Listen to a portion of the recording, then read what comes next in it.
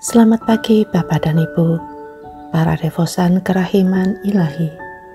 Bacaan hari ini dari buku harian Santa Faustina nomor 346 sampai dengan 348, 24 Desember 1934. Malam Natal. Dalam misa pagi, aku merasa sangat dekat dengan Allah.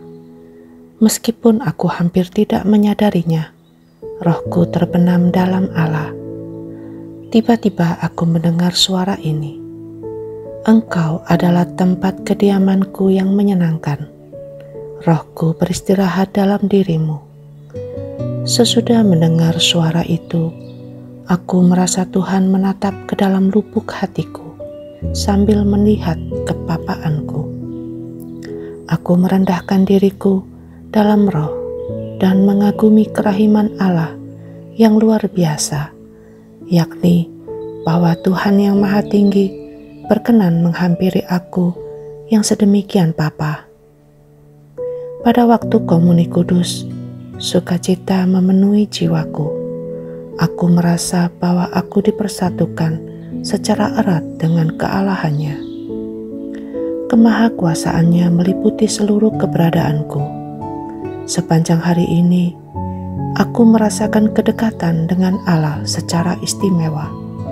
Pada hari ini, tugas-tugasku sepanjang hari ini sedemikian banyak, sehingga aku tidak dapat pergi ke kapel barang sejenak pun. Meskipun demikian, tidak sesaat pun aku tidak bersatu dengan Allah.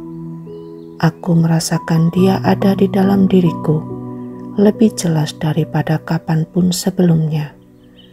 Sambil tanpa henti memberi salam kepada Bunda Allah dan masuk ke dalam rohnya, aku memohon kepadanya untuk mengajarkan kepadaku cinta sejati kepada Allah.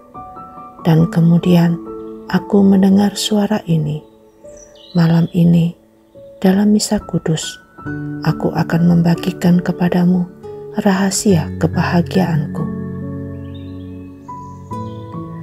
Kami makan malam sebelum pukul 6. Kendati semua sukacita dan kegaduhan lahiria yang menyertai acara pembagian oplatek dan saling bertukar harapan, tidak sedetik pun aku kehilangan kesadaran akan kehadiran Allah.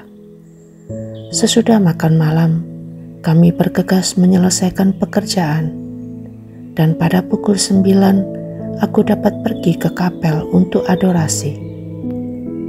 Aku diizinkan untuk tetap terjaga dan menantikan misa malam. Aku sangat senang memiliki waktu luang dari pukul 9 sampai tengah malam. Mulai pukul 9 sampai pukul 10, aku mempersembahkan adorasiku untuk orang tua dan seluruh keluargaku. Dari pukul 10 sampai pukul 11, aku mempersembahkannya untuk wujud pembimbing rohaniku.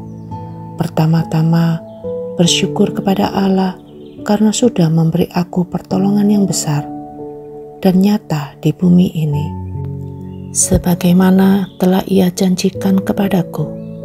Di samping itu, aku mohon kepada Allah untuk memberinya terang yang Ia perlukan, sehingga Ia dapat mengenal jiwaku dan membimbing aku sesuai dengan perkenan Allah yang baik.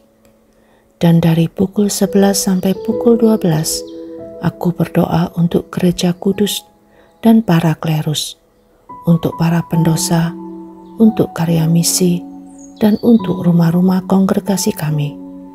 Aku memohon indulgensi untuk jiwa-jiwa di purgatorium. 25 Desember 1934, pukul 00, misa tengah malam. Begitu misa kudus dimulai, serta-merta aku merasakan permenungan batin yang sangat mendalam. Sukacita memenuhi jiwaku. Pada waktu persiapan persembahan, aku melihat Yesus di altar, tak tertandingi indahnya. Sepanjang waktu itu, sang bayi terus memandangi setiap orang, sambil merentangkan tangan-tangannya yang mungil. Pada waktu hosti diangkat, kanak-kanak Yesus tidak memandang ke ruang kapel, tetapi menengadah ke surga. Sesudah pengangkatan, ia memandang kami lagi, tetapi hanya untuk waktu yang singkat, sebab ia dipatahkan dan dimakan oleh imam seperti biasanya. Tetapi ikat pinggangnya kini berwarna putih. Hari berikutnya, aku melihat hal yang sama. Demikian juga pada hari ketiga. Sangat sulit bagiku untuk mengungkapkan sukacita jiwaku. Penglihatan itu terulang pada ketiga misa dengan cara yang sama seperti dalam misa yang pertama. Tahun 1934, Kamis pertama sesudah Natal. Aku sama sekali lupa bahwa itu hari Kamis, dan karena itu aku tidak melakukan adorasiku.